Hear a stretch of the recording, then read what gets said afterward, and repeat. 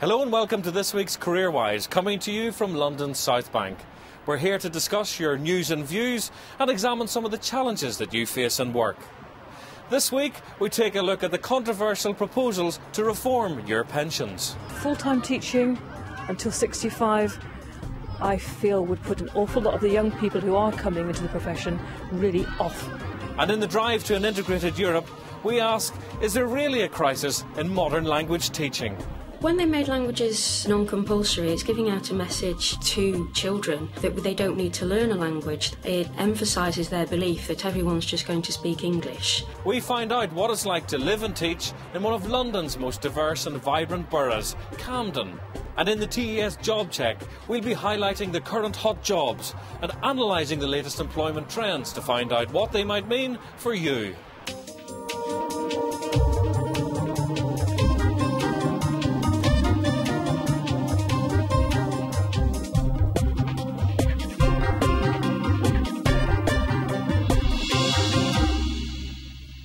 This week, in a declining market for modern language teachers, our career expert, Jan McKenley, will be here to discuss the options for teachers in a changing curriculum. The subject of pensions is always one of hot debate. I'll be joined in the studio today by the DfES's Head of Pensions, Paul Bleasdale.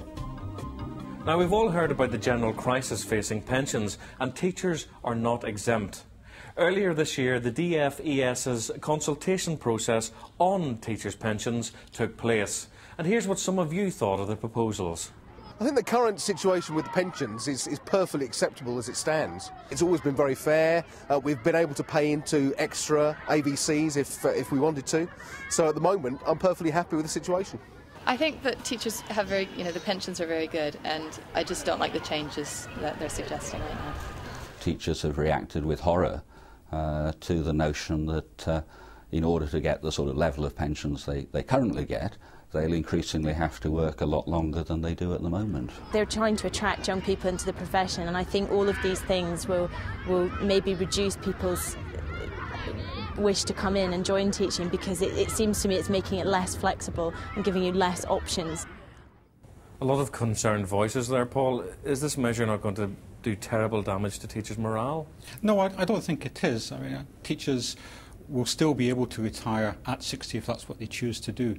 But the reality is that pension schemes across the country, and public service pension schemes, including the teacher scheme, are no different to this, are facing real cost pressures. And the changes that are proposed in the consultation document offer a whole range of modifications and improvements which I think teachers will value and appreciate. It sounds like you're saying this is going to be a positive improvement for teachers. Will we ask some members whether they would in fact be happy to pay higher contributions in return for an improvement in their benefits package? If we're expected to pay higher contributions, we need to already be paid enough in order to pay the higher contributions. And I don't feel that as a profession we're valued enough, or that we're paid enough, I suppose I would say that, in order to pay those higher contributions. So no, I don't think that's fair. I wouldn't mind, as long as we do get the actual benefits that come along with it. I think it's actually quite a good way of saving for the future. It's the usual sort of thing of sort of bread today and jam tomorrow. You know, you give us this now, and then in the future I'm sure that such and such will be returned. And understandably, people are suspicious about things because they feel they've been conned in the past, and so even if perhaps this time the truth is being told, people are understandably a bit cynical. Yeah, put it away now and you might see it later. You're going to have a job convincing teachers who already feel underpaid to contribute more for these improved benefits? I think there's a couple of points on that. The first is that a public service scheme has to be affordable and has to be justifiable to the taxpayer who picks up the cost. What we're proposing is not that teachers have to pay more than the 6% that the current contribution is, and bear in mind for every 6% teachers pay, employers already pay 13.5% on top of that. But what we have put out in our consultation document is questions about whether teachers might be willing to go beyond the 6% if that meant an improvement in the pension package that was on offer to them. OK, well, let's move on to perhaps the most controversial proposal, raising the retirement age from 60 to 65. Here's what some of you thought. Raising the retirement age to 65 fills me with horror. I don't think at 65 you should be working with 32 adolescents. I think it's too much. It would make me consider either leaving the profession or seriously considering my options. Full-time teaching until 65, I feel would put an awful lot of the young people who are coming into the profession really off. I love my job. I love it lots and lots, but one of the things is that it's very hard working, and I think the thought of having to carry on for another 5 years is not particularly appealing. People between 60 and 65 haven't the energy. They probably got the know-how to a degree, but it's an extremely tiring job. It's hands-on, and I don't think that it's a good step at all. They'll still be able to go before 65, but only with very heavy reductions in their pension benefits. I think that's a shame if people are forced to do it. I think it's fine. I'm 62, so I've chosen to go beyond retirement age. But I think it has to be choice. I actually have a friend who is now 70 and he is still doing some part-time teaching. Now, we kid him about it a little bit, but I could certainly imagine myself doing the same. Two things emerged there, Paul. One, teachers are uneasy about having to work until they're 65 and not being able to jump at 60 with a nice big fat pension package. And the other one is that why should they have to keep contributing like this? Well, there's nothing in the proposals which require teachers to work until any particular age. They will still be able to retire at, before or after 60 as they can now. What is changing is the pension age, and I have to differentiate pension age and retirement age.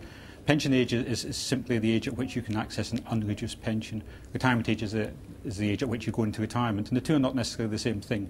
But there's nothing in the proposals which will stop teachers having the choice of when they would want to draw their pension. We're very keen that teachers are given opportunities to manage the transition from work to retirement in a way which suits them best. And basically you're making it down to the teacher to keep those contributions up themselves? Well, there are two aspects to it. I mean, part of the proposals as well is to increase the level of benefits that teachers get compared to the present arrangements. And whilst a lot has been said about age 65, the new suggested pension arrangements would mean that teachers could get the same level of benefits as they can under the existing scheme by the age of 62 and a half. So it's not a question of just 65. But I think the other aspect of it is the flexibilities around how teachers move from work to retirement. This cliff edge of working full-time and then going into full-time retirement is not appropriate, and is not what a lot of teachers want to do. They want to wind down towards retirement. And what we're trying to do is to create a pension scheme which supports those flexibilities. But if you retired at the age of 60 in 5 years' time, you'd actually be getting less than you would if you retired at the age of 60 today, wouldn't you? No, you wouldn't. There's a long transitional period for existing teachers. The higher pension age will apply to new entrants to the teaching profession from 2006, but won't apply to existing teachers until 2013. And even then, it only applies to a service after 2013. Well, another of the proposals is that from the year 2010, teachers will have to wait until the age of 55 instead of 50 before they start to claim their pension back. Here's what some of you think of that. To work until 50 to 55 isn't that big a deal. Even the teaching profession has to fit in a bit with what's currently going on. With the rise in the age of the population, I think there has to be some adjustment. I think also, however, that with the stress of certain jobs, that they, on health grounds, should have a definite case for retiring that much earlier, or stepping down to do part-time or something of that nature. So what genuine benefit is this measure going to have for teachers? Well, the proposal is going to apply to all members of all occupational pension schemes, not just members of the teacher scheme or even of the public service scheme, so it will apply equally to all private sector pension schemes as well.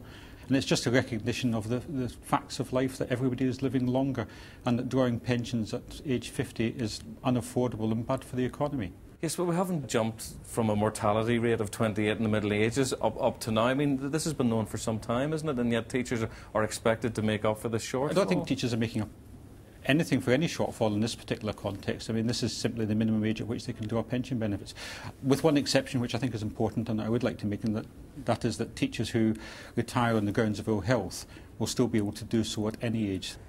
And finally, a proposal that has caused a great deal of annoyance amongst teachers, the proposal to scrap the perk that allows teachers to continue contributing to their pension up to 3 years after they leave the profession. I think basically that's a stupid idea. I feel that That is a perk which probably has kept some of us in the profession longer than perhaps we would have done otherwise. Anything that would encourage people, any perk would be brilliant, because the salaries of themselves, particularly in a place like London, are not good. They're not high enough. They can't even afford anywhere to live. I think that if you start chipping away at a body of people that are providing a very, very valuable service, at some point this is going to catch up with you, because you've got a body of people that are thinking to themselves, hey, hold on a second, is it worth it? This has caused a great deal of annoyance amongst teachers who feel that, you know, they're being denied the ability to improve their pensions after they leave the profession. Well, I think there's again a couple of points I need to make in response to that. The first is that we haven't actually proposed scrapping any particular provisions of the scheme. The consultation document indicates that we are questioning whether it is still legitimate and appropriate to have that provision. But once you ask the question, it means that you're moving towards getting rid of it, surely? Well, I mean, the whole purpose of the consultation was to seek the views of teachers and others with an interest in the scheme about whether there are arguments for retaining the provision either in its existing or modified form. We've had the responses in now, we'll be analysing them, and we will be taking it forward in discussions with the teacher unions and employer associations in light of that. Well, I mean, I can not prejudge your report, but surely no teaching unions, no teachers would have agreed with getting rid of this particular scheme. I'm surprised that there's been so much concern expressed about this particular provision as it is so little used. We've got 600,000 current members of the scheme, and we've only got 170 people who actually are currently making use of this particular facility. Yeah, I know, but given the changes that you are proposing, isn't this going to be one way at least that teachers can bump up the final value of their pensions? Well, it's actually because of the changes that we're proposing that we're calling into question this particular facility, because we've put forward suggestions and ideas about much greater flexibility which enable teachers to buy additional pension benefits during their career so they can plan better for it. The question we're asking is whether, in the light of all those changes and the little use that this provision is made to, should it remain a feature of the scheme as we go forward? Well, Paul Bleasdale, thanks very much indeed for joining us on Career Wise today. No doubt we'll be returning to the subject again and again, so I hope you're not considering early retirement. Not at the moment, but thank you for asking. If you're not thinking of retiring just yet, you may be considering moving to a different part of the country. One of London's most vibrant boroughs is Camden, and we found out what it's like to live and teach there.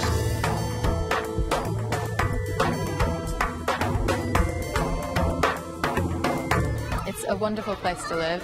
It's very nice because it's so close to inner city London, so you get lots of the things you get from being in a big city, but it doesn't feel like that. We've got Hampstead Heath very close by, which is a lovely place for walks and just enjoying nature. There's everything available. There's absolutely everything. There's restaurants, bars, films, theatres not far away because you can easily get into town. And then there's the open space as well. Also, Camden town is a wonderful place to visit, very different from Hampstead. There's lots of music venues down there, lots of great pubs, and it's a wonderful place just to wander around and sort of people watch as well. South Camden is very different because you're getting into inner city. You've got schools around Euston Station, King's Cross, that's all part of Camden. It's a very, very large borough, and then it spreads right up to what you call leafy Hampstead. Prices here are ridiculous. It's becoming nigh on impossible to buy as a first-time buyer in a profession that's publicly orientated like teaching or nursing. Within the borough of Camden, I think it's very difficult for teachers to buy. Predominantly, the prices here are very high. You're starting really at a one-bedroom flat around 200,000. If you wanted to let, you would be paying in the region of £200 to £220 per week. Camden has some very good housing programs right now. One of them is in this beautiful building, which is called the Isicon building. It's a way for teachers to partially own houses in inner city areas. Camden's got an awful lot to offer. It's a beacon borough. It's very diverse. It's got many different types of schools. We have all sorts. We have a number of refugee children. The children speak 20 different languages. About half the school are actually bilingual. It's one of the toughest places to get into as an NQT simply because the support is excellent, the induction is excellent, the pay is pretty excellent as well. They've got an awful lot of draw for newly qualified teachers because of this fantastic support programme. Well, that may well have aroused your interest in Camden. The next thing you want to know is, are there any jobs for teachers there? Earlier I spoke to Fiona Flynn at the DfES to find out and take a look at nationwide job market trends. So, Fiona, does the diverse borough of Camden have anything to offer teachers this week? Well, I'm afraid that this week it doesn't, Peter, but there are a few interesting jobs that aren't too far away from Camden. Holland Park School are looking for an English team leader, which I think means head of department. There's no salary mentioned. And Queen's Park in Brent are looking for a science teacher. And they welcome NQT, so that's a good job for any newly qualifieds to apply for. And the Capital City Academy in Willesden are looking for a handful of teachers. They want a part-time teacher, 3 English teachers and a PE teacher. And because it's an academy, it's government funded but it's independently run, so they can offer what salaries they like, and they're offering an extra 6% on whatever salary that you're given. Now, we'd never like to trivialise the nature of job hunting for teachers, but there are some schools with fantastic names in the paper this week. Yeah, we really enjoyed finding these in the jobs pages this week, Peter. 2, and they're all looking for head teachers. There are 2 in Hampshire called Scantabout and Queen's Enclosure.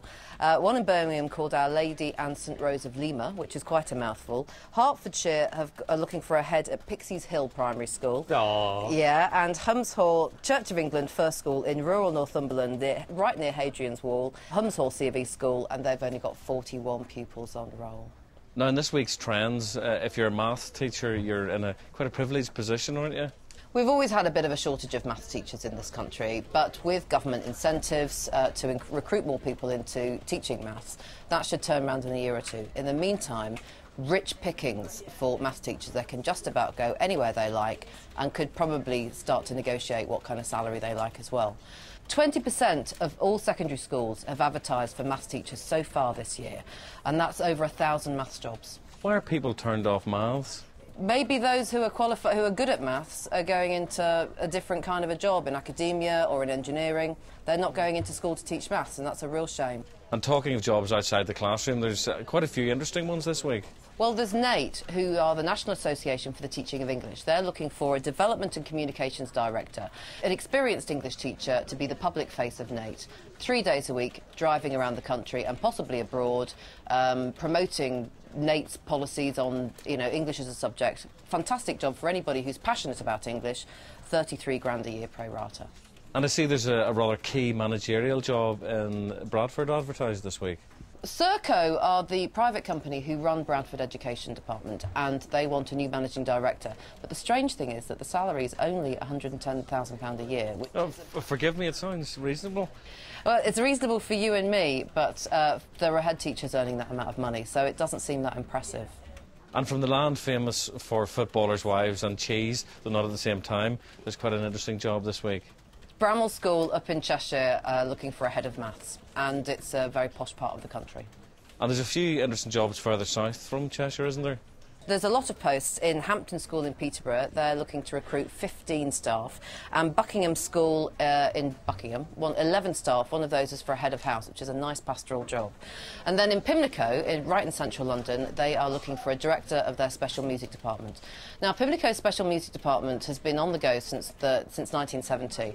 They were a specialist school long before specialist schools were known anywhere else. And it's a very prestigious department and a pretty prestigious job. Nice one to go for a music specialist. And to see that the riding school are still continuing their search for a head. We were really surprised to see this headship being re-advertised, Peter. It's a really interesting school. It's been turned around from being a notorious school that's very challenging to being one that's really doing extremely well. The salary is now negotiable. If I was a head teacher, I'd be applying for that job. I think it's a really good one. Well, we'd love to be able to take you away from all of this feeling, but sadly you're too useful to us and career-wise, so you're here for the moment, and we'll see you again soon. And don't forget, you can find out more information about jobs from these websites.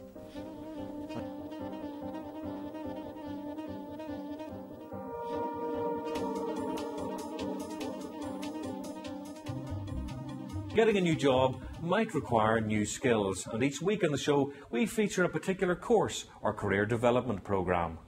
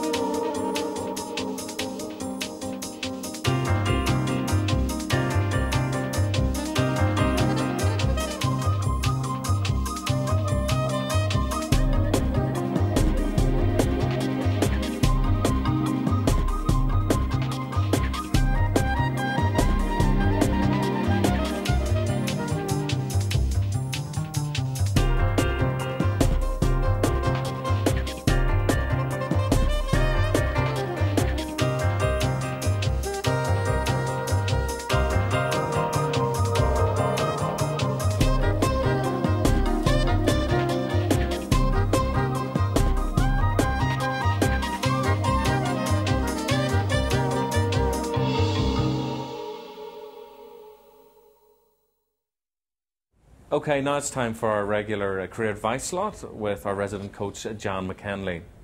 As the debate over the future of Europe continues to rage, it seems less and less likely that many of our young people are going to be able to communicate in another language. Teachers across Britain are discovering that many schools are considering dropping modern languages as a specialist subject due to the apparent lack of interest from pupils. Jan, who are we going to deal with this week? We'll be hearing from Mary-Ann Struthers, a secondary school German teacher whose subject is disappearing from the curriculum. OK, let's hear her story. I've always loved learning about different languages, learning about how other people live, and I enjoy the challenge of working out the code and just understanding people when they're talking another language. I think it's fascinating. Languages are no longer compulsory in the school, and that has led to a great number of the Year 9 pupils who were disaffected, demotivated with learning languages. They've chosen to study other subjects at GCSE. We did have, I think, 11 members of staff in the department, and now with so many fewer children choosing to do languages, that number of staff are no longer required. We're getting a very mixed message from the government as language teachers, as languages have to be compulsory in the primary schools by 2010, and yet in secondary schools pupils are told they don't need to learn a language anymore. When I was working as a PA, I was able to see in the world of work how many different areas languages are needed. I saw people on the shop floor going over to Germany to learn about the latest methods and techniques and bringing that back and getting a promotion because of that. And I try to get that message across to my pupils. It's very demotivating. Although I do teach French, I can speak French, I did A-level French. It's demotivating for me because it's not my main subject. I would rather be teaching German, that's the subject that I'm interested in. If I think about it on a rational level, I can appreciate why they've had to make that decision. A school is a business to run just as anything else. They have wages to pay, and German was always the subject with the least amount of pupils choosing it. It was a subject with the lowest results within the 3 languages, so it was the rational decision to make. On a personal level, I was obviously quite devastated by it. I am a German teacher. I know that in other areas there are more language jobs available, but my family are based up here. I've got my mother lives up here. She looks after my 2 children. I couldn't afford to pay for childcare for 2 children. That would cost more than I would be getting paid.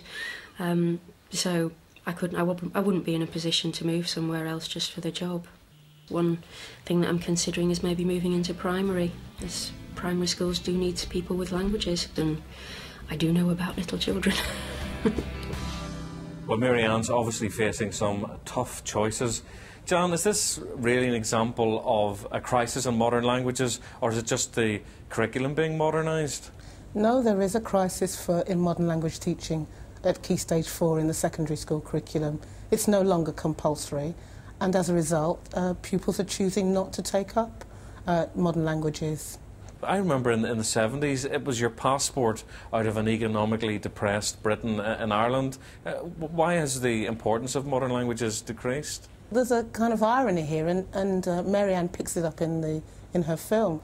The government is giving mixed messages. Languages are about to become compulsory in the primary school curriculum, and all primary schools will have to offer a language from 2010.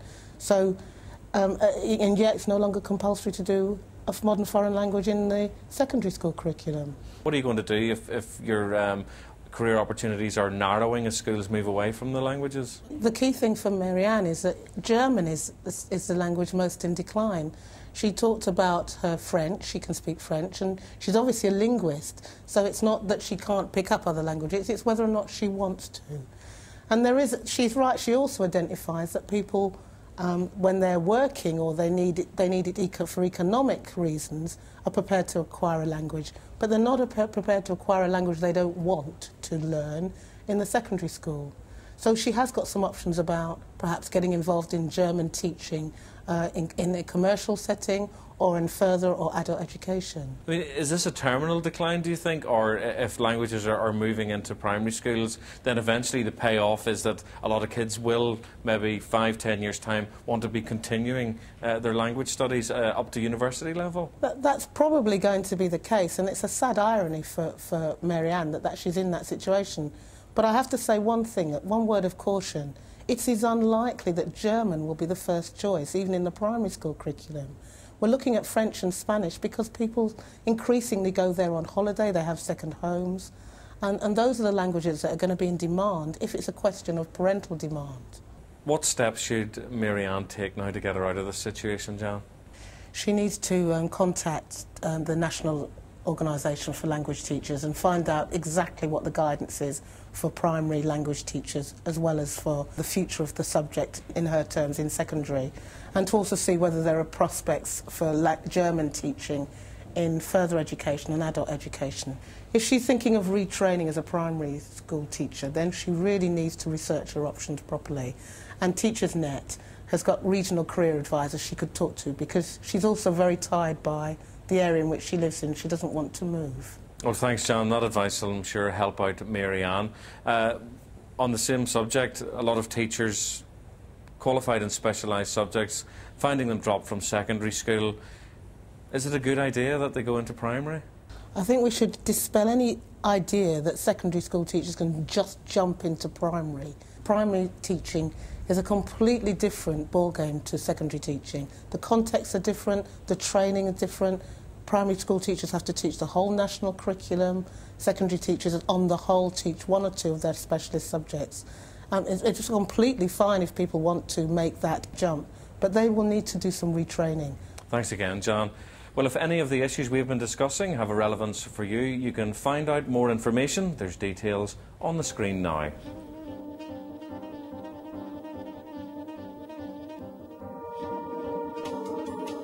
A few weeks ago in CareerWise, we heard from Bryce Wilby, the head teacher of Devon's brand new pupil referral unit. He's been keeping a web diary as the new project develops, and you can read his comments and leave your own online.